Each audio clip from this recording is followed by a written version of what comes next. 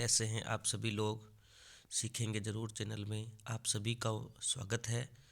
आज मैं आपके लिए रसायन विज्ञान कक्षा 12 चैप्टर फर्स्ट के जो कि महत्वपूर्ण क्वेश्चन हैं उनके सीरीज को लेकर आया हूं। आशा करता हूं कि ये सीरीज आपको बेहद पसंद आएगी। ठीक है, ये आपके बोर्ड एग्ज़ाम में रामबाण साबित होगी। अगर आप हमारे चैनल में पहली बार विजिट कर रहे हैं तो प्लीज़ चैनल को सब्सक्राइब कर लीजिए ताकि इसी प्रकार के लेटेस्ट बढ़िया कंटेंट आपको मैं प्रोवाइड कराता रहूं। अगर आपको वीडियो अच्छी लगे तो आप प्लीज़ लाइक शेयर और कमेंट ज़रूर कीजिए ताकि आप मुझे ये पता लगे कि आपको ये वीडियो किस तरीके से लग रही है। चलो क्वेश्चन अपने स्टार्ट करते हैं। पहला क्वेश्चन है, क्रिस्टलीय ठोसों में अवयवी कणों की व्यवस्था का क्रम क्रिस्टलीय ठोसों में अवयवी कणों की व्यवस्था का क्रम कैसा होता है। तो याद रखना, क्रिस्टलीय ठोसों में अवयवी कणों का जो क्रम है वो दीर्घपरासी व्यवस्था होती है। अगला क्वेश्चन है क्वेश्चन नंबर 2, निश्चित गलनांक वाले ठोस कौन से होते हैं। तो याद रखना, निश्चित गलनांक वाले ठोस क्रिस्टलीय ठोस होते हैं। ठीक है। अगला क्वेश्चन है, अक्रिस्टलीय ठोसों को अन्य नाम बताइए। अक्रिस्टलीय ठोसों को अन्य किस नाम से जाना जाता है। तो याद रखना, अक्रिस्टलीय ठोसों को आभासी ठोस या अतिशीतित ठोस द्रव के नाम से भी जाना जाता है। अक्रिस्टलीय ठोस को या तो आप आभासी ठोस या अतिशीतित द्रव कह सकते हैं। अगला क्वेश्चन है आपके पास, एकलताक्ष क्रिस्टल के दो उदाहरण समझाइए। तो याद रखना, एकलताक्ष क्रिस्टल के दो उदाहरण हैं। एक तो एकलताक्ष गंधक तथा दूसरा Na2SO4 10H2O। ये दोनों ही एकलताक्ष क्रिस्टल के उदाहरण हैं। अगला क्वेश्चन है आपके सामने क्वेश्चन नंबर 5, क्रिस्टलीय ठोसों के शीतलन वक्र असतत क्यों होते हैं। तो याद रखना, क्रिस्टलीय ठोस को पिघलाकर ठंडा करने पर यह एक स्थिर ताप पर ही जमते हैं। यह एक स्थिर ताप पर ही जमते हैं तथा पूर्ण रूप से जमने के बाद ही ताप में परिवर्तन होता है। अतः इनके शीतलन वक्र असतत प्राप्त होते हैं। अगला क्वेश्चन है, कांच एक अतिशीतित द्रव क्यों है। तो याद रखना, कांच एक अक्रिस्टलीय ठोस है तथा इसमें प्रवाह की प्रवृत्ति होती है, अतः यह एक अतिशीतित द्रव है। अगला क्वेश्चन, विषमदर्शिकता क्या होती है। तो याद रखना, वह ठोस जिनके भौतिक गुण भिन्न भिन्न दिशाओं में होते हैं उन्हें विषमदर्शिका ठोस कहते हैं तथा इस गुण को विषमदर्शिका कहते हैं। अगला क्वेश्चन है, विषमदर्शिकता कर कारण बताइए। तो क्रिस्टलीय ठोसों के अवयवी कण व्यवस्थित रूप से जमे रहते हैं तथा इनकी नियमित व्यवस्था होती है। इनमें एक दिशा में समान प्रकार के कण जबकि दूसरी दिशा में दो प्रकार के कण एकांतर क्रम में होते हैं जिसमें भौतिक गुणों का मान भी भिन्न भिन्न दिशाओं में भिन्न भिन्न होता है। यही विषमदर्शिकता का कारण है। अगला क्वेश्चन अगर अपने बात करें तो आप अगले क्वेश्चन की तरफ जाएंगे। तो अगला क्वेश्चन है आपका, अध्रुवीय आणविक ठोसों के गलनांक कम होते हैं तथा यह मुलायम होते हैं क्यों। तो याद रखना, इन ठोसों में कणों के मध्य परिक्षेपण बल या वांडरवाल बल होते हैं जो कि दुर्बल बल हैं। इसमें उनका गलनांक कम होता है तथा ये मुलायम होते हैं। अगला क्वेश्चन है, ध्रुवीय आणविक ठोसों में कणों के मध्य बंधन की प्रकृति बताइए। तो याद रखना, द्विध्रुव जो होते हैं, द्विध्रुव आकर्षण बल वांडर बल होती है। इनकी जो प्रकृति है वो कैसी है, द्विध्रुव आकर्षण बल यानी वांडर बल। अगला क्वेश्चन है, ठोस H2O यानी बर्फ तथा ठोस NH3 किस प्रकार के ठोस हैं। तो याद रखना, आणविक ठोस हैं जिनमें अणु हाइड्रोजन बंध द्वारा आबंधित होते हैं। अगला क्वेश्चन, ऐसे सहसंयोजक ठोस का उदाहरण बताइए जो गर्म एवं विद्युत का सुचालक होता है। तो याद रखना, ऐसे ठोस जो गर्म एवं विद्युत का सुचालक होता है वह है ग्रेफाइट।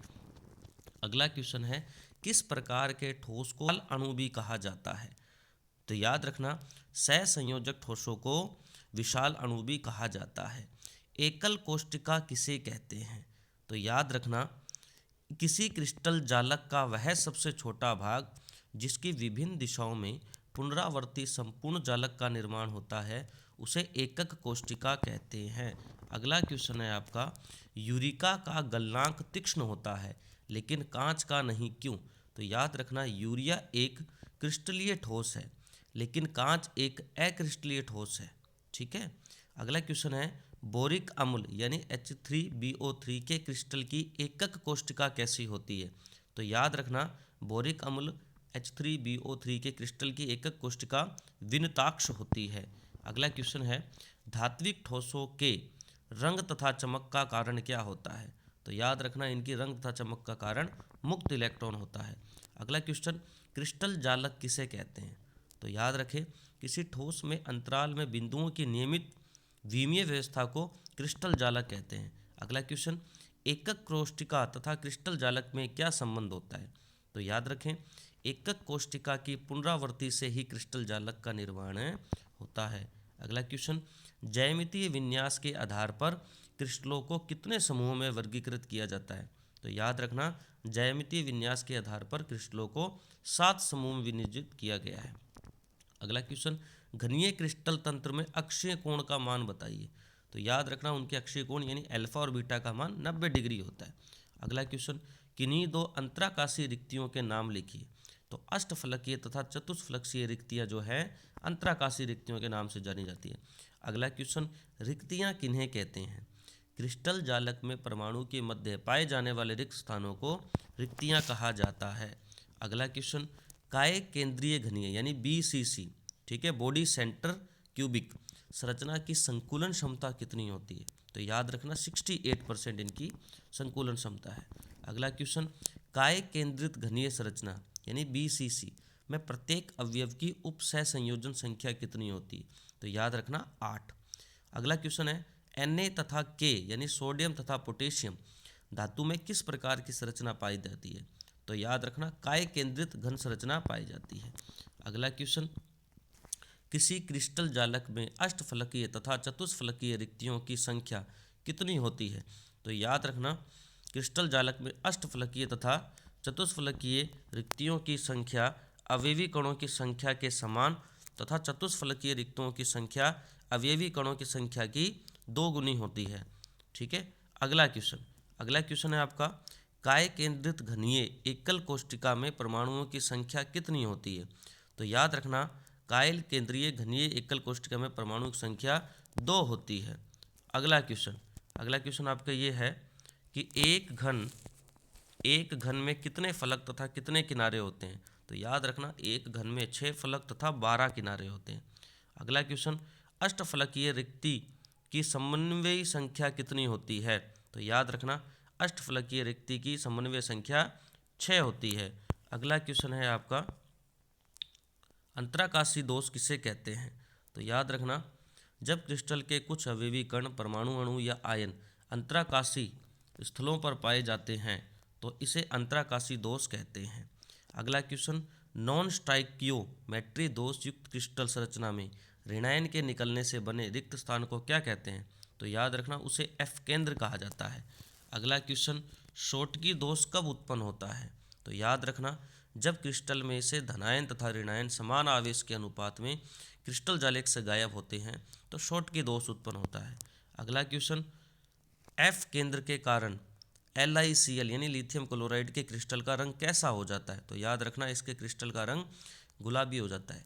ऐसा यौगिक बताइए जिसमें फ्रैंकल तथा शॉटकी दोनों प्रकार के दोष पाए जाते हैं। तो याद रखना वो कौन है? AgBr यानी सिल्वर ब्रोमाइड। अगला क्वेश्चन है, अर्धचालकों की चालकता कितनी होती है? तो याद रखना उनकी चालकता 10⁻⁷ से 10⁴ ओम इनवर्स मीटर इनवर्स तक होती है। अगला क्वेश्चन, N प्रकार के अर्धचालक का उदाहरण दीजिए। तो याद रखना सिलिकॉन में जब आर्सेनिक का मिश्रण यानी पंच संयोजी तत्व की अशुद्धि मिला दें तो N प्रकार का अर्धचालक बनता है। अगला क्वेश्चन है आपका, प्रतिचुंबकीय यौगिकों के 2 उदाहरण दीजिए। तो H2O तथा NaCl प्रतिचुंबकीय यौगिक हैं। अगला क्वेश्चन, Na2O में Na की समन्वय संख्या कितनी है? तो याद रखना समन्वय संख्या 4 है। अति चालकता किसे कहते हैं? तो पदार्थ का वह गुण जिसके कारण एक निश्चित ताप पर इलेक्ट्रॉनों के प्रभाव में कोई प्रतिरोध नहीं होता, उसे अति चालकता कहते हैं।